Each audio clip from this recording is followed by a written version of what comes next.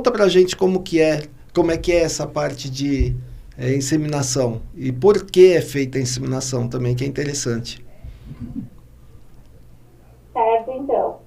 Então, vamos partir do princípio, né, que vacas ou novilhas que não reproduzem, não produzem.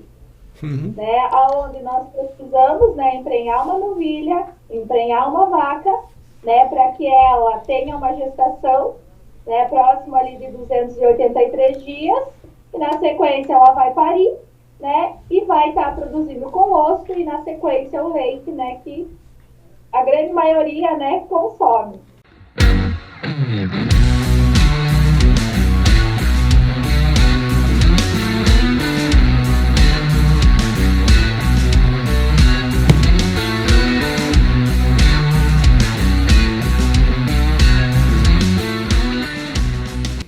Salve, povo! Bem-vindos a mais um podcast do Ibra, o nosso Ibra Talks.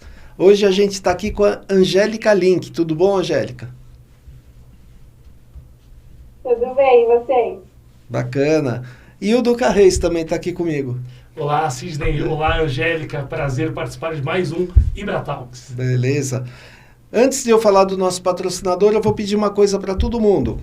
O Peteleco no Positivo, que é super importante para a gente. Se inscreve no canal, ativa o sininho, todas as notificações e dá o Peteleco no Positivo. E no final do nosso bate-papo aqui, você pode compartilhar esse vídeo. Compartilha com os amigos, compartilhe com a família, com todo mundo. E eu vou falar um pouco do nosso patrocinador, HTM. HTM Vet está patrocinando o Ibra.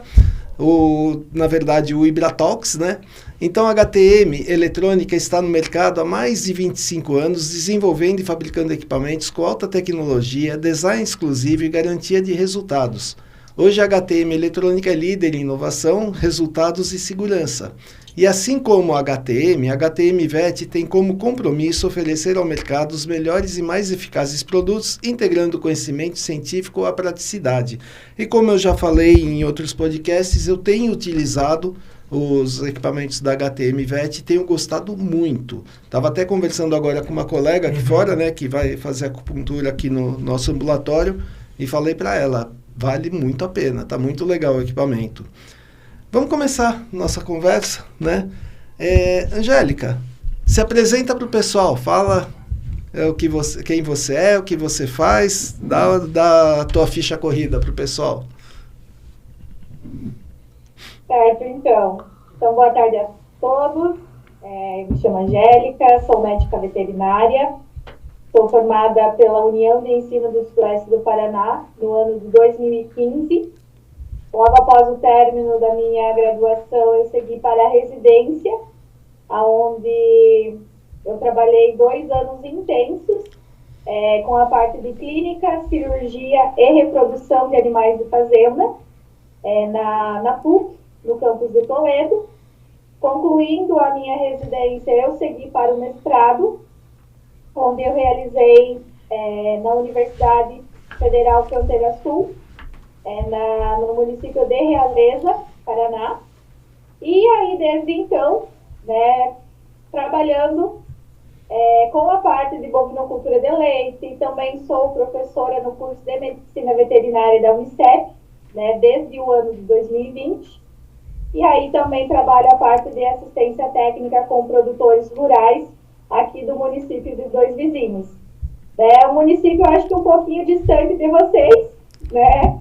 Mas estamos aqui atuando na medicina veterinária, mais voltado à área de bovinocultura de leite. Você trabalha com bovino de leite, mas você trabalha que parte?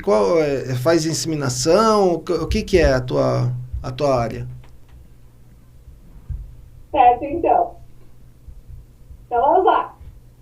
Então eu trabalho, né, dentro da bovinocultura de leite, né, fazendo atendimentos clínicos. Se algum animal ficar adoecer, né, tenho, né, formação, capacitação para, né, o atendimento clínico de bovinos leiteiros. Também faço a parte de cirurgia, né, então eventualmente a gente sabe, né, que dentro da bovino de leite, né, tem animais que adoecem e que há a necessidade de correção cirúrgica, né, então eu também trabalho com isso.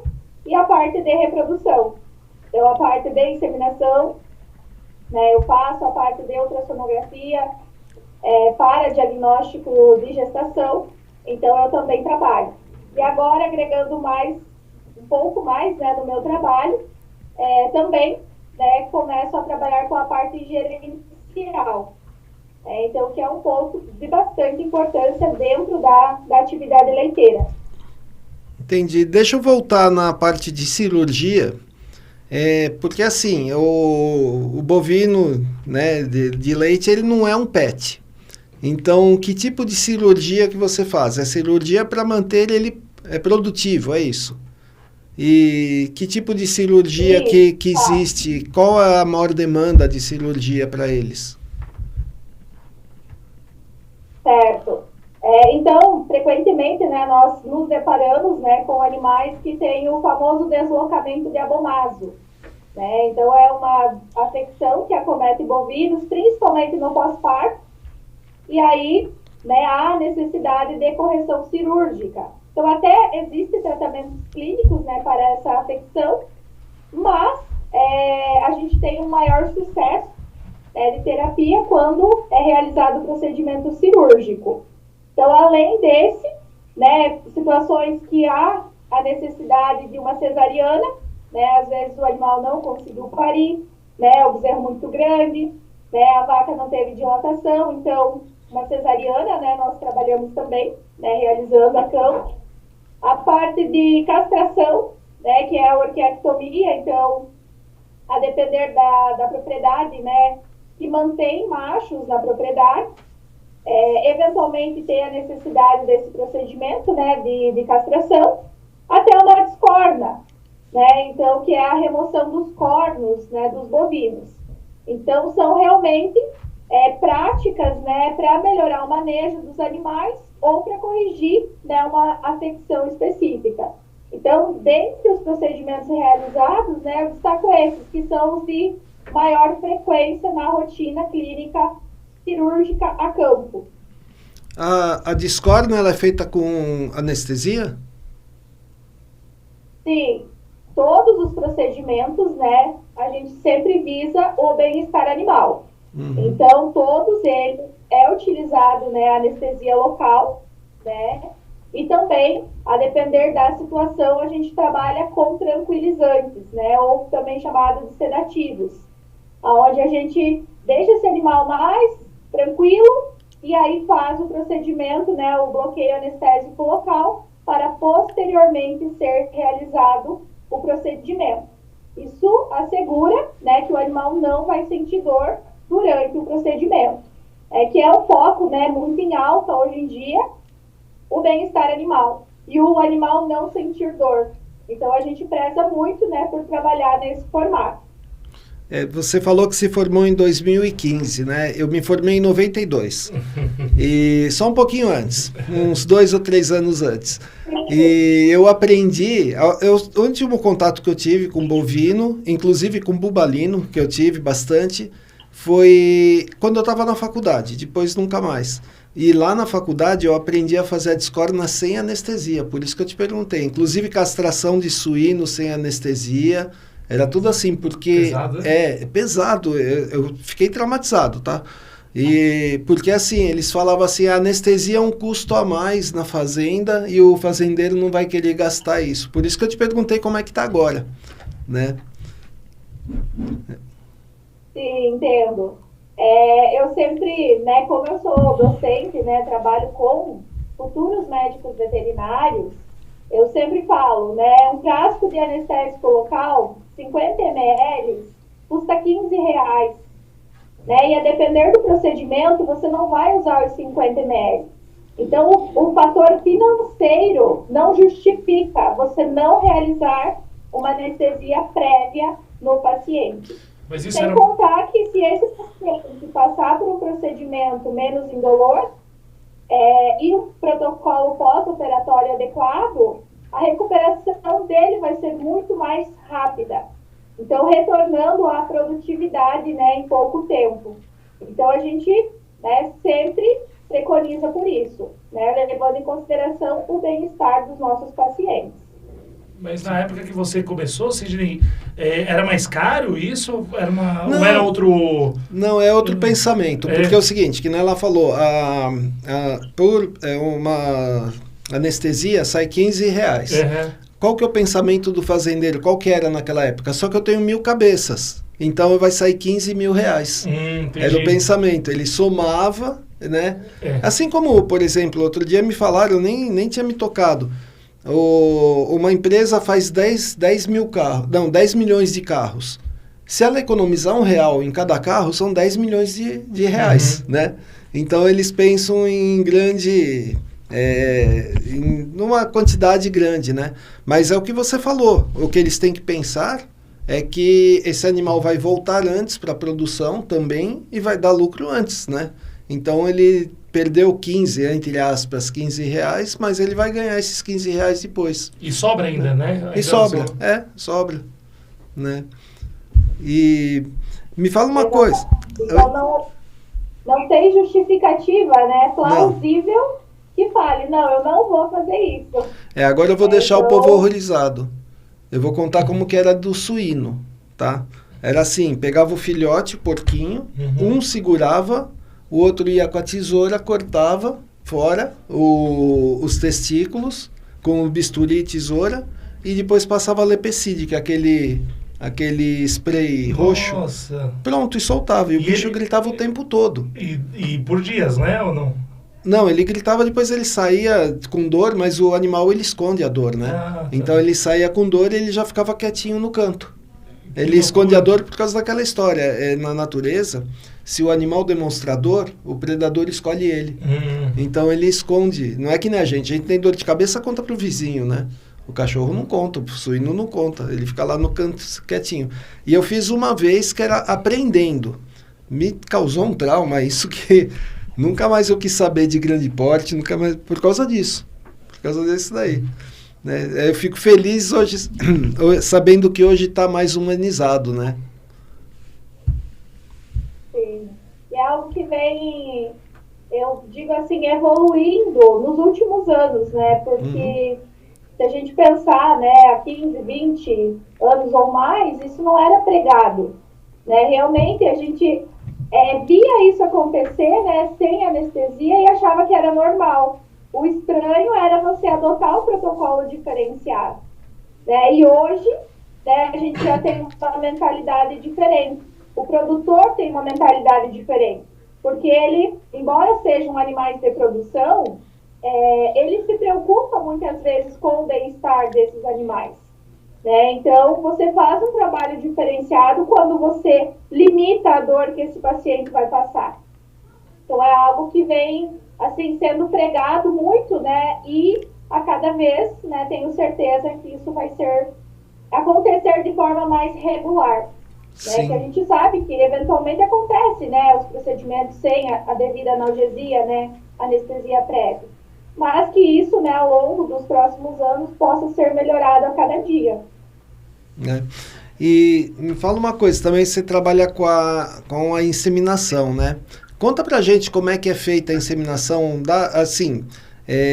que eu quero? Que você conte para os veterinários que vão que vão se interessar por essa parte, para eles entenderem como que é feito, né? E também para o leigo, porque o nosso público ele é variado, né? Aqui é um podcast de variedades, né? Então a gente tem pessoas que não tem nada a ver com a área veterinária, tem gente de outro país assistindo. Então conta pra gente como é que é essa parte de inseminação e por que é feita a inseminação também, que é interessante. Certo, então. Então vamos partir do princípio, né, que vacas ou novilhas que não reproduzem, não produzem. Né, onde nós precisamos, né, emprenhar uma novilha, emprenhar uma vaca, né, para que ela tenha uma gestação, né, próximo ali de 283 dias, e na sequência ela vai parir, né, e vai estar produzindo colostro e na sequência o leite, né, que a grande maioria, né, consome. E aí a inseminação, né, ela é uma biotecnologia da reprodução, onde existem propriedades ainda, né, que tem touro dentro da propriedade, ou junto com as fêmeas, ou separado. Né? Então, quando a vaca entra em estro, né, que é aquela manifestação de cio, né, que o produtor rural fala, minha vaca está em cio, é onde ela fica mais agitada, né, começa a aceitar a monta das companheiras ou até mesmo ali do reprodutor. Então, se o produtor tem um reprodutor, né, não há necessidade de fazer a adotação, adotar, né, ali a prática da inseminação artificial. Só que como nos últimos anos, né, nós viemos assim, batendo muito na tecla, que queremos melhoramento genético, queremos maior produção por animal, né, o melhoramento genético dos nossos animais. E aí a inseminação, né, é uma prática, vou dizer, que ela é desconfortável, né, mas não que ela causa dor no animal, né, isso não. Aonde a gente tem equipamentos, né, e a gente vai fazer, né, a partir ali da palpação transretal e a introdução ali do aplicador pela vulva, a colocação do sêmen diretamente dentro do útero. Então, quando a fêmea ela se encontra com o macho reprodutor, né, e o reprodutor acasala ali com a fêmea, ele ejacula na vagina da fêmea. Mas quando nós adotamos a inseminação artificial, nós depositamos o sêmen já no interior do útero dessa fêmea. Né? Então, existe ali a vulva, a vagina, a cervix, né? E aí o cervix ou o colo uterino, e aí depois na sequência corpo do útero, né? Cornos uterinos, as tubas uterinas e o ovário. Né? Então, fazendo a adoção da inseminação, né, na prática, a gente deposita esse sêmen no corpo uterino. Então, a gente passa essa barreira ali, né, da vagina e da cervix. E aí deposita esse sêmen no interior do útero. Então, é uma prática, né, que hoje em dia é muito adotada em propriedades leiteiras, né, visando justamente esse melhoramento genético. E uma coisa que eu sempre afirmo e oriento, né, futuros profissionais que vão trabalhar com essa parte da inseminação é a prática. Né, porque é lindo a gente ver lá no livro, né, a anatomia, assim como eu relatei, né, é muito bonito. Só que aí o que acontece? É a partir da prática, né, que você começa a ter realmente segurança naquele procedimento. Então, normalmente, né, para ser feita a inseminação, o profissional vai passar por um treinamento, né, um curso, né, teórico, prático, para depois ele seguir realmente fazendo essa técnica. Então, tem que realmente fazer, refazer, para realmente estar apto a realizar o procedimento, né, que é rápido, né, muitas vezes é questão de ali 1 minuto, 2 minutos no máximo, já realizou a inseminação, e aí é só aguardar, né, ver se essa fêmea, né, vai conceber ou não. E esse sêmen, ele é congelado? Sim. Na verdade, a gente fala que ele é criopreservado, né? Ele fica a uma temperatura de menos 196 no nitrogênio líquido, né? E ele tem uma durabilidade, assim, bastante grande, de anos, né? Então, a gente tem muitos reprodutores, né, que doaram o sêmen, né? Foi feita essa coleta, foi criopreservado esse sêmen, e o reprodutor, muitos já morreram, né? Mas eles ainda, as centrais, né, de genética conseguem manter esse sêmen criopreservado no nitrogênio e consegue ainda estar distribuindo a genética desse animal. E o índice de sucesso é quantos por cento? Então, assim, não é 100%, né? Nós não temos, que bom que fosse, né? Toda fêmea inseminada, todas ficassem prenhas, né? Mas, assim, se a gente atingir ali 50%, né, de prenhez, já é um número, assim, bom. Só que aí nós podemos chegar nos 80%, né? 85% de prenhez. E isso, eu tenho que levar em considerações vários fatores, né? Uhum. O fator fêmea, o fator qualidade do sêmen, o fator a técnica realizada, né? Se feito de forma adequada. Então, são várias coisas que influenciam. Mas se a gente tiver 50%, né? É um índice aceitável, porém, cabe investigar um pouquinho, né? E ver o que pode ter falhado para aumentar um pouco mais, né, na próxima inseminação. Então, chegar ali a 80%, 85% é um valor bem interessante. E chegar a 85% vai muito da prática do veterinário também, né? Não é só o sêmen, a vaca, nada disso. É a prática do veterinário de saber o momento certo e colocar na posição certa também, né? Exatamente, né? Então, é importante, né, pensando na reprodução, a gente entender, né, quais são as fases do ciclo estral da fêmea, né? Quando pensamos na inseminação, normalmente a gente vai estar observando a fêmea em estro pela manhã, e aí vai fazer a inseminação no final da tarde, ou observou a fêmea em estro no final da tarde e insemina no início da manhã seguinte. Preconizar pelos horários mais frescos do dia, né? E aí, mas por que não insemina na hora, né, que observa a fêmea em estro? Porque a fêmea, né, bovina, o bovino em si, ele tem uma característica de ovular, né, no metaestro que a gente fala. Então, é depois do estro. Então, essa parte de conhecimento da fisiologia da fêmea pelo técnico que realiza o procedimento, ela é extremamente importante. Então, a gente tem que entender isso, né? Além da prática, né? Você estar apto a realizar aquela técnica. Então, isso é fundamental para que a gente chegue, né, numa taxa ali mais elevada possível. Entendi.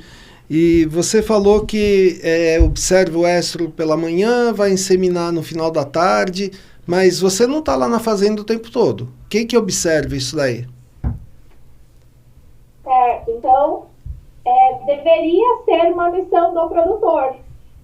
Então, no início da manhã, depois que fez a ordenha, ficar ali 15, 20 minutinhos, né, fazendo a observação dos animais e vendo se tem alguma, né, um pouco mais agitada, às vezes vocalizando, que isso pode ser um indicativo de estro, né, além de estar ali aceitando a monta. Então, essa prática tem que ser feita, né, pelo menos 2 vezes ao dia, né, com a detecção de estro natural. Então, o produtor mesmo observa e aí, detectando, né, observando algum animal em estro, aí liga, né, para o veterinário, enfim, e chama, né, falando, olha, o animal está em estro, e aí o técnico em si, ou o veterinário, ele vai, né, perceber ali qual que é o melhor horário em conjunto com o produtor rural. Bacana. Vamos... E é interessante essa questão da inseminação, né? Porque é um business muito forte aqui no Brasil, né? Essa questão da questão bovina, né? Leiteira, sim, né? sim. Então, é importante a gente conhecer esse seu trabalho, o trabalho das pessoas dessa área, né? Exatamente. E cada vez mais, né, a gente vê que o produtor quer aumentar a produção, quer melhorar, né, o que ele tem hoje, né, quer realmente ter animais mais produtivos. E aí a gente consegue isso a partir da reprodução, né? Então, porque hoje, querendo ou não, é um valor bastante alto, né, para você adquirir, né, uma fêmea já produzindo leite. Então, o produtor fazendo essas práticas, adotando, né, um sêmen de qualidade, consegue, né, dentro da propriedade mesmo, criar a sua própria bezerra, né, depois novilha e a sua futura vaca. Então, a gente tem que, né, incentivar o produtor a sempre estar em busca de novas tecnologias, né, em busca de animais mais produtivos. E isso a gente tem visto no campo.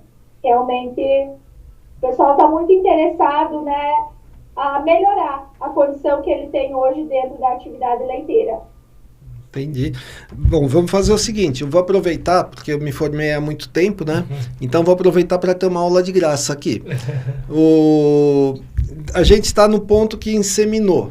Aí o animal vai ficar prenhe. Durante esse período é coletado leite ou não da vaca? Certo. Então, vamos partir que nós queremos um parto vaca-ano. Então, a fêmea pariu, mais ou menos até 40 dias pós-parto, a gente considera que aquela fêmea vai ter uma evolução uterina, né? Porque a gente tinha um feto grande, tinha bastante líquido no interior do útero, então ela precisa de um certo repouso, até evoluir esse útero para que ela se torne apta a receber, né, um novo concepto. Então, mais ou menos ali, 60 dias pós-parto, vamos dizer assim, ela entrou em estro, né? Foi inseminada e realmente, né, ela ficou prenhe. Então, a coleta do leite, né, a ida para a sala de ordenha, né, aquele manejo de ordenha continua no mesmo formato. Então, a gestação vai avançando e quando ela estiver, né, a 60 dias da data prevista do parto, aí sim ela entra num descanso. E o que é esse descanso? É o período seco, né? Então, ela vai parar, né, nesse momento de ser ordenhada, né? Então, com 60 dias antes da data prevista do parto, ela vai parar de ser ordenhada e colocada em descanso, porque ela precisa se recuperar, né, para que aconteça aquela nova lactação. Então, o ideal, né, é manter esse animal por 60 dias em período seco, que é a fase que ela está prenha, né, no terço final da gestação, porém ela não vai mais ser ordenhada. Então tem todo um cuidado, né, para que esse animal não tenha quadros de mastite nesse período e que ela realmente, vamos dizer assim, chegue na próxima lactação com tudo, né, com uma alta produção. Então, dentre a gestação dela, né, ela fica somente 60 dias sem ser ordenhada todos os dias. Aí, no momento que parir, volta todo o processo, né, de ser ordenhada todos os dias, 2 vezes ao dia. Hoje em dia tem propriedades que têm adotado uma terceira ordenha, né, mas na grande maioria 2 vezes ao dia. E aí, assim, segue o ciclo, né? Então, é algo constante. E lembrar que vaca gosta de rotina, né? Então, vaca é um animal que, se você mudar a rotina dela, ela acaba, né, reduzindo produção. Então, isso não é interessante. Então, sempre aquela rotina diária de ordenha, né, enfim, é o adequado para o animal. Entendi, mas assim, aí ela vai... antes de mais nada, qual que é o período de gestação da vaca?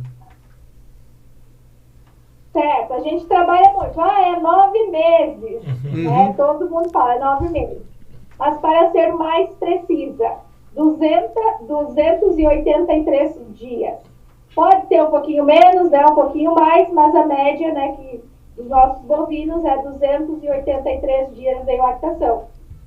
Lactação não, desculpa, gestação.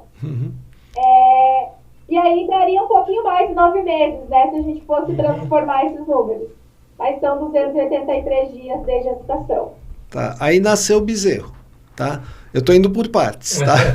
Nasceu o bezerro. O que é feito com ele? Certo. Então, na bovina de leite, nós sempre buscamos o nascimento de fêmeas. Sim. Então, existem propriedades que trabalham, né, com os machinhos, né, fazem engorda, mas, de modo geral, nós buscamos fêmeas para ser feita a reposição, né, do plantel. Então, nasceu o bezerro. O ideal é que, se for num dia chuvoso, num dia frio, que a gente recolha esse animal, né, separe ali da mãe, você colocar ele num local aquecido, num local limpo, de preferência, se conseguir colocar a mãe, né, numa baia maternidade, num local limpo, né, aconchegante, agradável, melhor. Mas, de imediato, aí nasceu, separa a fêmea da mãe, faz a cura de umbigo, né, algo que é fundamental, e além disso, é fundamental que a gente forneça o colostro. Né? Então, faça a ordenha da mãe e forneça no mínimo 10% do peso vivo, né, de colostro para essa fêmea que nasceu. Então, eu poderia falar assim, mas não é melhor deixar a fêmea com a mãe? Só que quando a gente mantém a fêmea junto com a mãe, a gente não sabe o quanto que ela mamou de colostro ou se ela mamou colostro. Né? Então, o ideal é que você separe elas, né? E aí a vida da bezerra vai ser por conta do produtor, né? Que a bezerra não volta mais a ter contato com a mãe. Né? Então, ela vai ficar, né, numa fase de aleitamento ali de 60 a 90 dias e depois é desmamada e vida que segue. Tá. E é verdade aquela história que falam que se você colocar música aumenta a produção de leite? Na verdade, essa é uma prática de bem-estar animal, né? Uhum. Não vai ser assim, a música vai aumentar a produção de leite. Existe trabalho científico que afirmam isso, né? Uhum. Mas é o fato de você promover um ambiente tranquilo. Né? Então, uma música clássica, né? Existem trabalhos falando do uso de música clássica, né, para bovinos de leite. Então, um ambiente tranquilo, né? Sem aquele fato de ter ali um pedaço de madeira que vai bater nos animais, que vai tocar empurrando, enfim, um local tranquilo, um ambiente agradável para essa fêmea vai contribuir para que ela tenha uma melhor produção. Assim como, né, fazer o uso de uma música, né, para ali tentar também aumentar essa produção. Entendi. Tem que ser música clássica, né? Depende da música, não daria aumento de produção, não. Né? Com certeza. Daria até a vaca dançando, às vezes, mas aumento de produção, não. Depende muito da... Eu não vou falar aqui no podcast, mas eu converso com os alunos, eu falo sobre isso, né, às vezes. Aí eu até falo que tipo de música não pode colocar, mas aqui eu não vou falar não, porque eu não quero ser cancelado. Já estou imaginando. Já, né? Mas é bem interessante essa parte da produção. A única coisa que vocês têm que inventar agora, que aí se o Brasil conseguir fazer isso, consegue vender a tecnologia para o mundo, é uma vaca free lactose. Aí ia ser uma maravilha. O leite sai sem lactose. Né? Porque eu nunca vi... Então, né? aí vai demorar um pouquinho, né? Porque acho que é um tanto quanto complicado, né? Essa vaca que produz leite sem lactose. Porque eu não sei o que aconteceu com o mundo, que agora todo mundo tem sensibilidade à lactose, né? Tá um negócio absurdo. Sim. Mas assim... cada vez mais. Uhum. E agora ficou mais fácil, assim, porque eu tenho gente na família que tem, né? Então eu sei disso. Ficou mais fácil porque agora em qualquer supermercado você tem encontrado produtos sem lactose. Na verdade não é nem sem, né? Na verdade é colocado uma substância, a lactase, e aí a lactose precipita, não é isso? Junto com tá lá dentro, só que ela tá inativada. Fica parecendo até zero lactose, né? Isso, então... mas se que eu saiba, ela tá lá dentro, mas está inativada. É isso? Eu tô certo ou tô falando besteira? Não sei lhe falar dessa parte de processamento em si para produção ali desse leite zero lactose. Qual que é o processo dentro da indústria? Não vou saber afirmar. Mas o que vem é o zero lactose, né? E aí, as pessoas intolerantes à lactose é porque não tem a enzima lactase, né? Sim. Então, até pode fazer esse consumo do leite com lactose desde que ingira essa enzima, né? Sim. Então, em farmácia, mas... Entendi. É uma situação específica, né? Que cada vez tem mais diagnóstico. Tá. E você falou que você dá aula, né? É Unicep, é isso que você dá aula? Isso. E qual que é a cadeira que você dá aula? Porque... não tem... qual que é a matéria que você dá aula? Sim.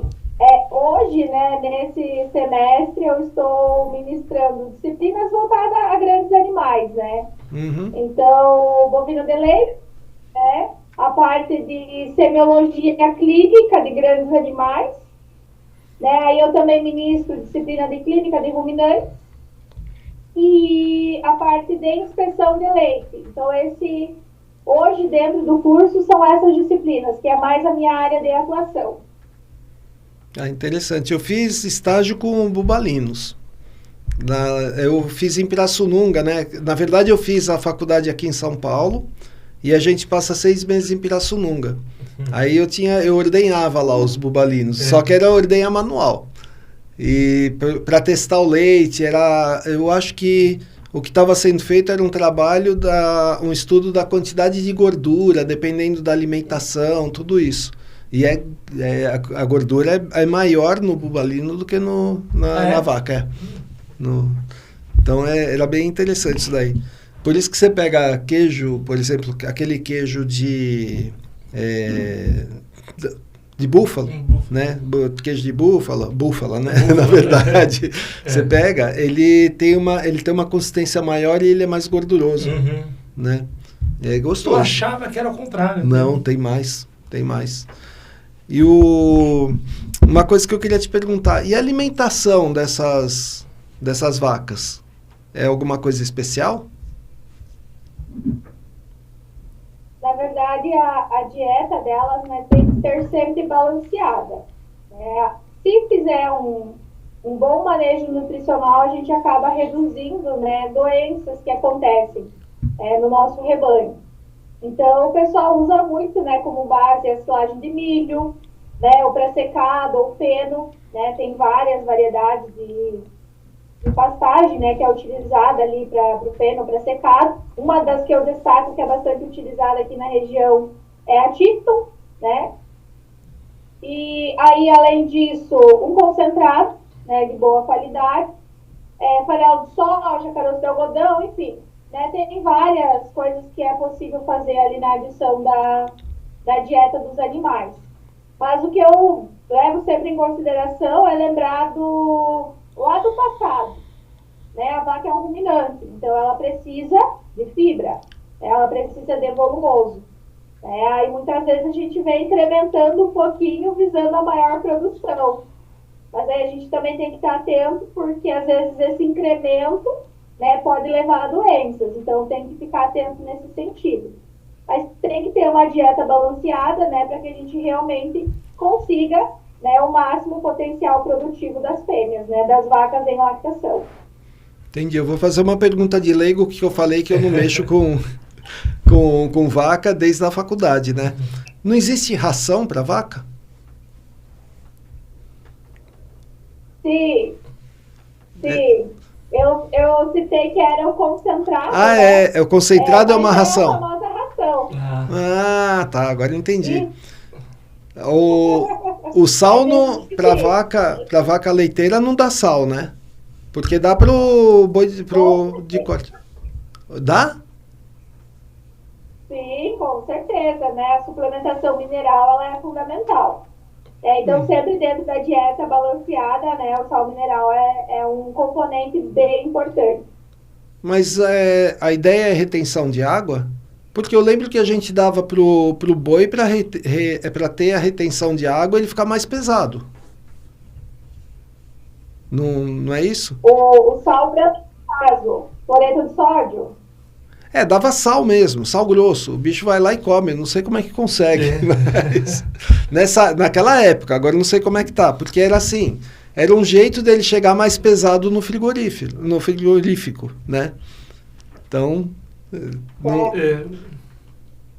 A gente trabalha hoje, né? Trabalha bastante com o sal mineral, não só o sal branco. Né, porque aí o sal branco é o cloreto de sódio. Então a gente trabalha com um mix, né, de minerais. Porque a gente sabe que outros, né, minerais, além do cloreto e do sódio, são importantes. Né, para a fêmea, para melhorar a imunidade, melhorar a produção, melhorar a parte de reprodução. Então a gente usa um mix, né, que é vários componentes, né, ali dentro desse sal mineral. Componentes como assim, magnésio, zinco, essas coisas? Sim, selênio, cálcio, então é um combo, né, de mineral ali para essa fêmea. Porque às vezes, mesmo que seja numa menor concentração, a fêmea precisa ser suplementada. Então isso é fundamental, né, para que ela tenha uma boa produtividade e que ela tenha uma imunidade, né, adequada para minimizar as ocorrências da parte clínica. Tá vendo? Até vaca toma suplemento, né? É verdade. Bacana. E dentro das matérias que você ensina, porque você está numa região mais rural, é isso? Na faculdade? Na verdade, a nossa instituição é na cidade, é saída para o interior, mas fica dentro da cidade ainda. Então, e nessas matérias que você está ministrando, os alunos demonstram bastante interesse? Eu estou perguntando isso porque eu estava na USP. A USP é pequenos, né? Tem a parte de grandes, a gente vai para Pirassununga, mas se você perguntasse lá para os 80 alunos que tinha na minha turma, acho que 79 iam responder, não, vou trabalhar com pequenos. Né? E no teu caso, os alunos demonstram interesse por essa parte e vão trabalhar com isso no futuro? Sim, inclusive hoje no quadro atual, né, dos nossos acadêmicos, gira ali ao redor de 70% de alunos que querem trabalhar com animais de grande porte. Então, é o oposto da USP. Então, a gente tem um percentual que quer trabalhar com pequenos, mas aqui na nossa região, hoje, o nosso perfil do curso é grandes animais. Tá, então vamos agora uma pergunta para os estudantes entenderem. Como que é a remuneração? Para eles vão querer saber, não em valores, eu quero saber assim, se é pequena, média, grande, muito grande a remuneração, para eles poderem entender se vale a pena ir para essa área, porque muita gente acha que o veterinário vive de amor. A gente não vive de amor, a gente tem que pagar boleto do mesmo jeito, né? Tem que, no supermercado a gente não paga com amor, a gente paga com cartão de crédito, né? Então, como que tá a remuneração? Tá legal, não tá? Complementando, né? Se tem muitas vagas, né? Porque também não adianta ser bem remunerado se são para poucas, né? Poucas pessoas, né? Como tá esse mercado? Certo. Então, assim, não vou dizer que é um salário alto, né, trabalhar a campo, mas é um salário suficiente para se manter, né, e para você ter alguns luxos, né, então consegue pagar os boletos no final do mês e consegue ter luxos, né.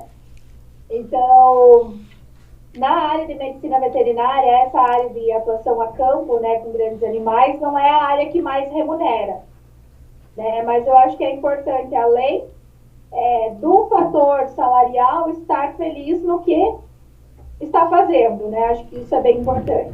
Então, o setor de grandes animais, né, trabalhar a campo, tem sido vantajoso do ponto de vista econômico, então vale a pena. Vale a pena o empenho, a dedicação, e mercado tem para todos. Né? Aqui na nossa região nós temos várias cooperativas, várias empresas que trabalham diretamente com a parte da nutrição animal. Então, assim, tem muito emprego. Né? Desde que você busque, né, fazer muito estágio, né, durante a graduação, né, vá atrás de congressos, simpósios, vá se atualizar constantemente, além do que já é fornecido em sala de aula, porque esse vai ser o diferencial no momento da formação. Então, você tendo uma bagagem, né, de conhecimento técnico, prático, vindo da instituição mesmo, né, ali do ambiente de ensino, mais o que se busca por fora, certamente que vai ter emprego garantido. E agora uma pergunta visando uma informação para as veterinárias. Ainda tem preconceito no campo com mulheres? Infelizmente, sim. Infelizmente, sim. Eu, desde que eu saí da graduação, né, sempre quis trabalhar campo com bovinos. Né? Entrei na faculdade com esse pensamento, saí da faculdade com esse pensamento. E lá atrás, eu não conhecia ninguém, mulher atuando a campo. Então, justamente, tinha-se um preconceito, né, bastante grande, né, com relação a mulheres atuando no campo. E eu vejo que isso tem melhorado muito. Mas ainda assim, eu já passei por situações, né, de chegar para fazer o atendimento no produtor e o produtor já olhar assim um pouco atravessado. Ah, mas e quanto tempo de formada? Né? Tipo, para não querer falar que era mulher, né? Quanto tempo de formada? Tipo, como se eu fosse, né, formada um ano atrás, né? Aí quando eu falo, não, eu tenho tanto tempo de formação, tanto tempo de experiência na área, aí eles mudam o olhar, né, com relação à atuação da mulher no campo. Então eu vejo que isso tem melhorado muito, mas que a gente ainda precisa buscar mais espaço nesse meio, né? Então tem-se algum preconceito ainda que a gente passa, mas que isso não seja um fator limitante para a gente buscar estar no campo, né? Que é isso que eu tenho feito. Embora eu já tenha passado por situações assim bem constrangedoras, né? Vamos dizer assim, eu nunca desisti, né? Foi só um alicerce para dizer, não, é isso mesmo que eu quero. E sigo, né, firme e forte nessa atuação a campo. Mas você falou que você entrou na faculdade querendo trabalhar com grandes e saiu querendo trabalhar com grandes. Mas qual foi o motivo? Você já tinha contato antes ou você viu num livro, achou bonito e falou, vou fazer isso?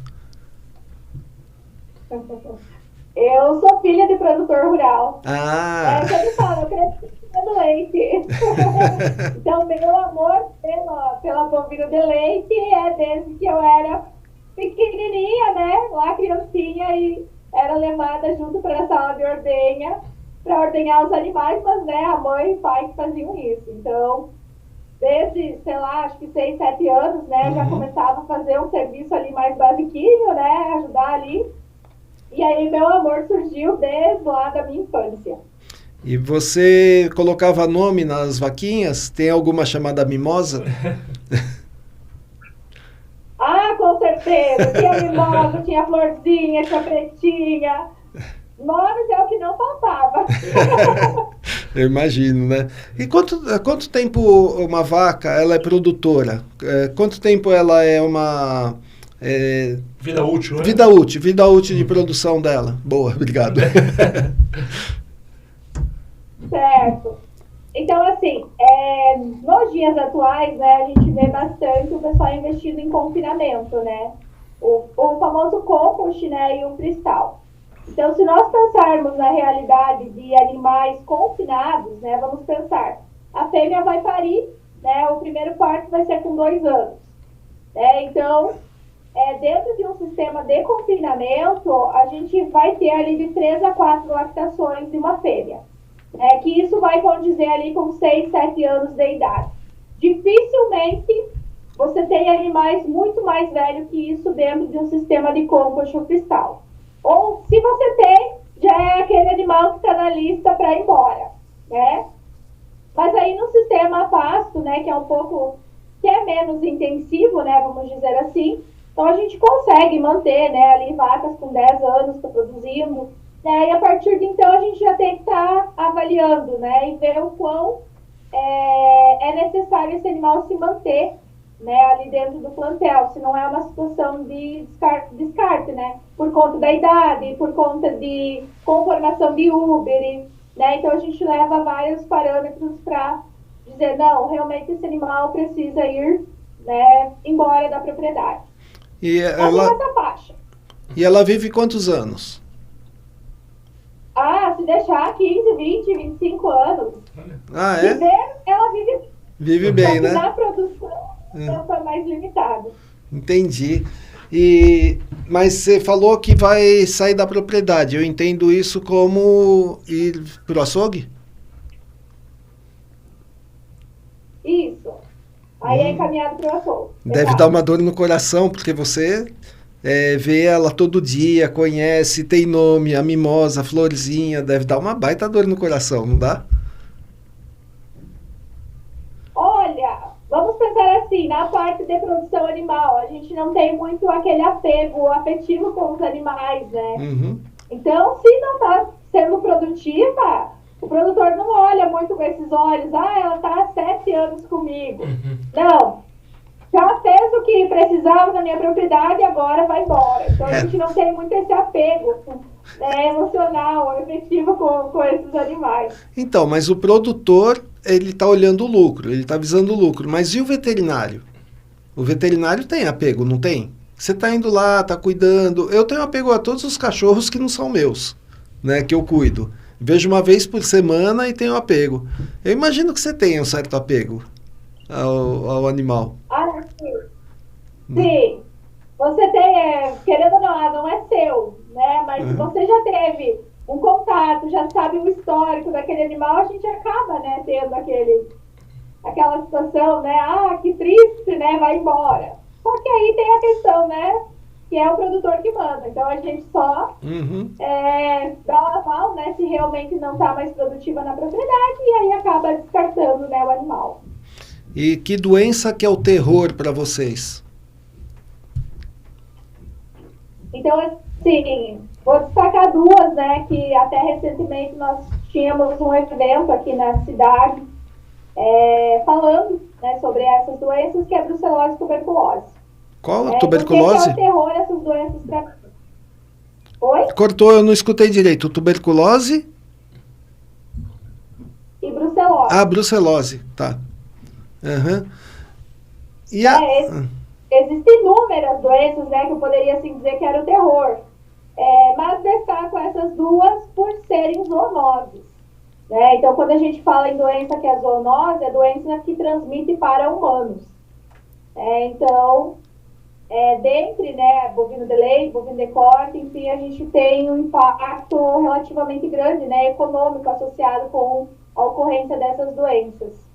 Então, que são doenças que a gente consegue, né, ali trabalhar com prevenção, né, no caso da brucelose, e a tuberculose fazendo exames regulares. Então, são doenças assim que causam um impacto bem grande dentro da atividade. a raiva está controlada no campo? Não vou dizer controlada, mas os focos são bem restritos. Né? Existem focos ainda que acontece, né? Sim. Também a raiva é uma zoonose, né? Que nos preocupa muito. Mas ela é menos frequente, né? Comparado com a brucelose e a tuberculose. Até aqui na região, teve um caso, acho que deve dar uns 150 quilômetros, ou um pouco menos que isso, mas isso há 4, 5 anos atrás. Então, mais próximo, né? Então, aqui na nossa região mesmo, assim, no sudoeste, os últimos focos têm um certo tempo, mas ainda assim a gente tem que ser vigilantes, né? E tentar realmente trabalhar com prevenção dessas ocorrências. Entendi. E a mastite? Não ocorre muito? Oxi! Então, se a gente mudar para o outro lado, dentro da bovino de leite, né? A mastite é a vilã. Então, a gente tem muita ocorrência de mastite, né, nos rebanhos leiteiros. É inevitável, né, porque vai em um produtor, vai em outro e a queixa é sempre a mesma. Ah, minhas vacas têm mastite. Então, a gente precisa fazer um trabalho bem intenso nessas propriedades, né, com medidas de controle e prevenção, para que esses casos venham reduzindo, né, e não tenham impacto, né, ali na produtividade e na qualidade do leite entregue no laticínio. Então, realmente, dentro da bovino de leite, a mastite é uma preocupação bastante grande também. E o tratamento qual que é? Na verdade, assim, depende muito do agente etiológico, né, e do tipo da mastite. Basicamente isso. Então, a gente pode trabalhar com os anti-inflamatórios, somente tem trabalhos bastante novos, né, falando, né, numa mastite grau 1, a gente trabalha só com anti-inflamatório, né, se o agente etiológico for Escherichia coli. A depender da situação, precisamos fazer o uso, né, de antibióticos, e aí, dependendo da situação, se for algo mais grave, até de um suporte, né, para essa vaca. Então, fazer reposição hidroeletrolítica, né, para essa fêmea, para realmente ela conseguir reverter esse quadro ali de mastite na glândula malar. Entendi. Então, deixa eu te fazer uma pergunta que me fazem muito. Porque assim, eu trabalho com fisioterapia veterinária, né? E eu trabalho muito com laser, eu estudo muito laser. E toda vez que eu estou dando aula, sempre tem um aluno que me pergunta se o laser seria bom para mastite nas vacas. Por isso que até perguntei para você sobre mastite. E eu não faço a menor ideia se poderia aplicar ou não, que ele é anti-inflamatório, analgésico e cicatrizante. Mas, ao mesmo tempo, ele dá energia para a bactéria, né? Então, não sei se você tem visto alguém aplicar, utilizar no campo? Não, não tenho conhecimento sobre qual seria o efeito, né? Se benéfico, maléfico, acredito que não, no primeiro momento, mas não posso também afirmar isso. Então, eu não tenho experiência com isso e também não conheço nenhum colega que trabalhe com o laser para tratamento de quadros de mastite. Não sei relatar. Eu não fui atrás de nenhum estudo, até eu tenho que ir porque me pergunto muito, não é o meu foco, eu não trabalho com boi, com vaca, nada, né? Mas eu tenho que ir para ter essa informação. Sim. Mas se não tiver nenhuma informação, tá aí um trabalho muito bom para ser feito, né? Com certeza. Até porque o uso de antibiótico, né, dentro da bovina de leite, o maior percentual está associado com os quadros de mastite. Então, se nós acharmos terapias alternativas e que reduzam o uso de antibiótico, seria excelente. Né? Então, até vou dar uma pesquisada, né, sobre isso, né, se já tem algo já publicado, né, e que comprove ou a eficácia, né, se tem ou não algum benefício nesses casos. Deve isso ter. É algo bem deve ter, sim, porque tem muito estudo sobre laser. É que eu mesmo nunca pesquisei. Então, não sei te dizer, mas deve ter alguma coisa. Com certeza tem alguma coisa. E aí, nessa mesma linha, por exemplo, você vai ter que usar um antibiótico na vaca. Ela vai ter que ser afastada da produção? Na verdade, não que ela se afaste da produção. Né? Segue as ordenhas, né, todos os dias, 2 vezes ao dia. Só que esse leite ele não pode ser entregue ao laticínio junto com o leite das demais fêmeas, né? Então, esse leite ele precisa ser descartado. Então, sempre, né, que a gente tem um animal que está sendo submetido a algum tratamento com antibiótico, esse leite não pode, né, ser encaminhado ao laticínio. Então, ele precisa ser realmente descartado. Mas a vaca, sim, continua sendo ordenhada normalmente. Tá. E qual a produção média de uma vaca hoje? Eu sei que é por quilo, né, de leite. Quantos quilos uma produção média? Na verdade, 30 quilos é uma produção que eu considero média. Pelo menos aqui para a nossa região. Então, 30 quilos, uma produção média. E 30 quilos dia, né? Isso. Uma alta seria 50? 50, 60 ou até mais, só que aí são situações, né, bem pontuais, né, propriedades que realmente têm um alto investimento, né, em animais de um alto padrão genético. Então, são situações bem pontuais, pelo menos aqui na nossa região. É que eu lembro do professor falando que o nosso objetivo é chegar em 50 quilos, por isso que eu estou te perguntando. Quer dizer, dependendo do produtor, passa de 50, pelo que você falou, né? Sim, tem propriedades aqui na região que têm adotado 3 ordenhas, né? Então, até alunos nossos, mesmo ali da instituição, né, que trabalham na atividade, relatam, prof, a vaca X deu 70 quilos. Opa, tá bom. Mas são situações esporádicas, né? Então, 30 quilos aqui na nossa região, assim, é uma média boa para trabalhar. E lógico, sempre se conseguir aumentar isso, ótimo, né? É mais lucro no final. Mas, e realmente, né, seguir buscando o aumento da produtividade todos os dias. E é estranho, um comentário que é estranho assim, porque a produção é medida em quilos. E o leite é mais pesado que a água. E é vendido em litros. Ou seja, você tira tantos quilos, mas você vende menos em litros, né? Sim, sim. Mas é uma diferença, é pouca, né, a diferença ali. Que dá, 1 quilo e pouquinho equivale a 1 litro. Então, não é algo assim tão gritante, mas é realmente.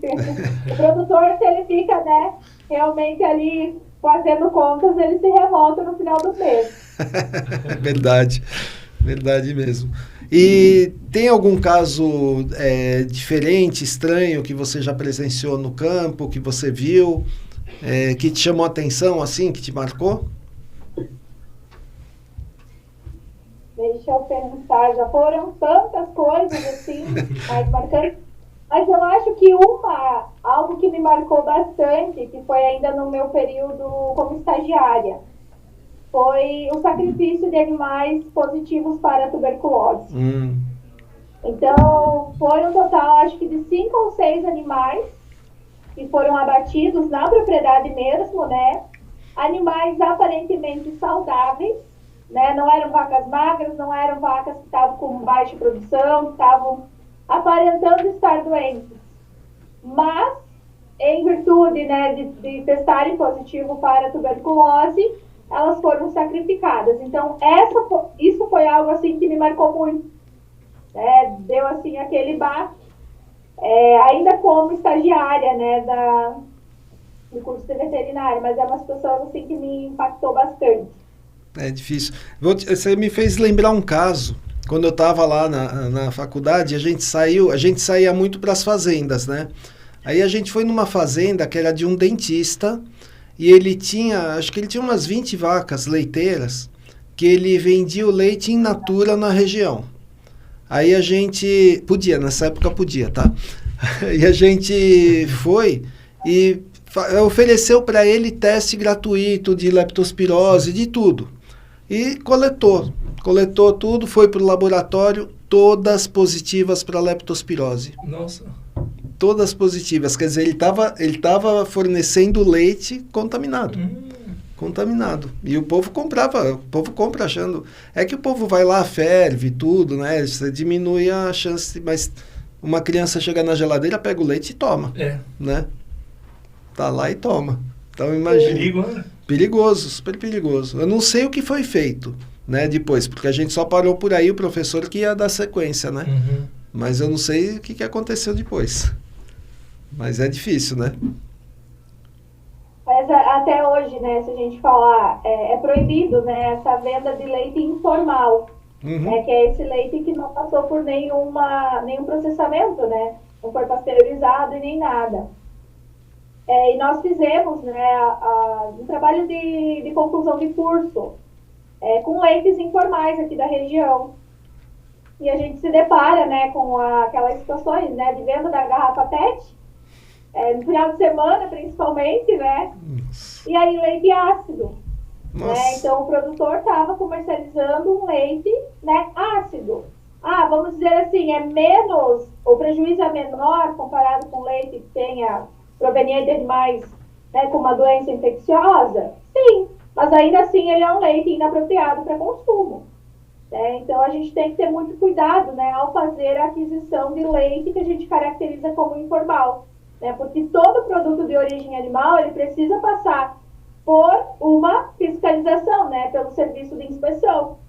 Então, a gente tem que se policiar, né, porque é a nossa saúde que está em jogo. Às vezes a gente está ingerindo um leite, né, com presença de bactérias, né, patogênicas que vai causar prejuízo para a nossa saúde. Então, tem que tomar muito cuidado, né, porque embora seja proibido, ainda acontece. Ainda acontece? Eu não sabia, eu achei que já não acontecia mais. Olha isso. Acontece. Né? Não sei se é porque aqui é uma cidade menor, de repente, né, aqui na região, mas acontece. Não é assim em grande escala, mas ainda assim a gente consegue ter essa percepção, né, de venda de leite informal. Entendi, é perigoso, né? Muito perigoso. Muito perigoso. Não, o leite ele tem que ser muito... tudo que é de origem animal, né? Tem que ter muito cuidado. E você falou que tem que passar pelo serviço de inspeção, né? Quem que faz a inspeção? É veterinário, né? Sim, todo o laticínio, né, ele tem um responsável técnico, né, que normalmente é um veterinário, que acompanha toda a parte de recepção de matéria-prima, toda a parte de testes, né, realizados no laboratório para afirmar que aquele leite pode ser processado. E ainda, né, todo o estabelecimento ele tem visitas, né, mensais pelo serviço de inspeção. Então, o grupo, né, ali normalmente veterinários, né, do serviço de inspeção, fazem a visita no estabelecimento vendo se tudo está ocorrendo de forma adequada, né, segundo a legislação. Então, todo produto, né, seja leite, seja derivados de leite, seja carne, precisa passar por essa fiscalização antes de chegar no mercado e ser, né, ofertado ali ao mercado, ao consumidor final, né? Eu lembro que a gente foi visitar um laticínio e assim que o leite chegava na porta, ele já fazia o teste para ver se era ácido ou não. E aí depois já entrava para o laboratório todo, porque vinha em tonéis lá, uns negócios, e aí eles testavam um por um, e aí depois entrava no laboratório e um por um era testado, não é por amostra, né? É um por um testado. Aí, uma vez que está livre, entra para a produção lá de queijo, mussarela, de tudo. Então, é um negócio super rígido. Porque, assim, se um negocinho der errado, você pode matar uma população, né? Um bairro inteiro, por exemplo, né? Então, tem que ter muito cuidado. E o pessoal não sabe. E eu até estou chamando a atenção para isso, porque a maior parte das pessoas acha que veterinário é veterinário de cachorrinho. Eu sou, mas a maior parte não é. Aí eu até brinco assim, eu falo, você já comeu peixe? Já, então, tinha um veterinário por trás desse peixe. Aí a pessoa, como é que é? Aí eu explico, né? Que é isso que a gente conversou agora. E é super importante isso daí, super, super importante. Né? É legal até a gente estar com você aqui, porque a gente está mostrando que não é só veterinário de cachorrinho. Que é importante ser veterinário de cachorrinho, mas é importante porque é como você mesmo disse, né? Pode matar uma população. Ali. E é a alimentação, né? A alimentação que o brasileiro come, que até mesmo outros países acabam comprando, né? Sim. Então precisa ter um controle rígido e o interessante é que você falou que não é amostra, é um por um justamente para não ocorrer esse problema. Pelo menos que eu vi era um por um. E passava no laboratório um monte de gente lá, era um laticínio bem grande. E passava por um monte de gente lá dentro fazendo todos os testes antes de entrar. Se tivesse com problema já nem entrava, vai embora, né? Então, é bem interessante. E você... me fugiu a pergunta agora. Eu tava com a pergunta na ponta da língua e aí acabou me fugindo. Daqui a pouco eu lembro da pergunta. Mas você, trabalhando nessa parte, você se sente realizada de verdade? Ou você gostaria de ter mais alguma coisa? Eu estou hoje profissionalmente falando realizada. Então, eu sempre falo para os meus alunos, né? Eu sou apaixonada pela docência, mas eu gosto também de estar conciliando com o campo. E hoje, felizmente, é assim que eu estou trabalhando. Então, eu estou em sala de aula, mas eu estou a campo também. Então, hoje, assim, eu só tenho a agradecer, mas não pediria para mudar nada na minha rotina atual. Né? Então, pode ser que daqui mais um tempo eu mude essa concepção, né? Mas hoje eu estou realizada profissionalmente. E você tem algum conselho para dar para o colega que ainda não é colega, que está querendo entrar na faculdade de medicina veterinária? Então, se realmente tem por objetivo entrar no curso, não desista do sonho. Né? Primeira coisa, colocar isso como meta, né, e correr atrás, em busca. E conseguiu, né, realmente ingressar no curso de veterinária, dê o teu melhor, aproveite o máximo, porque os 5 anos passam voando. E quando você vê, já é o último dia, né, você já está na fase de colar grau e às vezes bate o desespero porque você não aproveitou tão bem esse período. Então, aproveitar ao máximo cada oportunidade que é oferecida, né, dentro da instituição, curso, simpósio, congressos, abraçar o que for possível, fazer muito estágio nas diferentes áreas, né, embora eu gosto mais de grandes ou eu gosto de pequenos, explore, conheça todas as áreas, porque a gente não sabe o dia de amanhã. Às vezes você entra com um pensamento no curso e ao longo do curso você muda de área. Né? Então, isso acontece com bastante frequência, mas eu acho que se o sonho é ser veterinário, corra atrás e alcance, porque entrar no curso é fácil, né? Mas sair bem formado nem sempre. Então, depende unicamente do acadêmico. É verdade. E pegando esse gancho, você falou que a pessoa entra e pode mudar, né, de opinião durante o curso, pode mudar de área, tudo isso. E eu vi isso acontecer muito. Eu vi muita gente mudar de área. Assim como eu vi muita gente entrar sem saber que área ia fazer. E isso daí também é legal. Porque já nem tem alguma coisa. Você ainda estava no caminho que você queria mesmo, né? Mas às vezes o aluno, ele só quer ser veterinário. Só que ele não sabe, tem tanta coisa que muita gente não sabe que é muita coisa dentro da medicina veterinária, muitas áreas, né? E aí ele entra e fala assim, eu vou entrar e vou ver. Angélica, você quer deixar os teus contatos aqui, tuas redes sociais?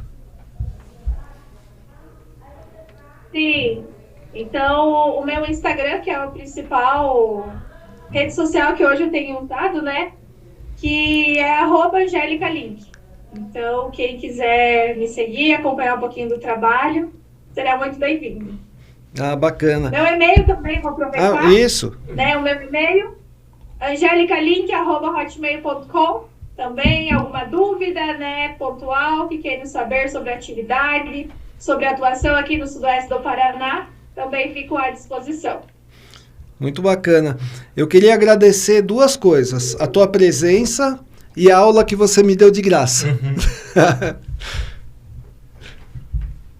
Fico à disposição para novas conversas, né? É sempre um prazer, né, falar dessa profissão, dessa área, né, que eu sou apaixonada. Acho que vocês perceberam, né, que eu tenho uma paixão muito grande por isso. Com certeza. Então, fico à disposição para novas conversas. Com certeza, a gente percebeu. E se você passar aqui por São Paulo, vem conhecer o Ibra, tá? Tá convidada aqui. Pode deixar. Com Legal. certeza. Bacana. Então, mais uma vez, queria agradecer você, agradecer o Duca. Muito bacana essa conversa. Eu vinha conversando com a Angélica já fazia um tempo, né, Angélica? E aí a agenda estava um pouco complicada de ambas as partes, mas finalmente deu certo. Obrigado, Angélica. Sim. Bacana. À disposição. Legal. Então, eu sou o Sidney Piesco e com isso a gente foi.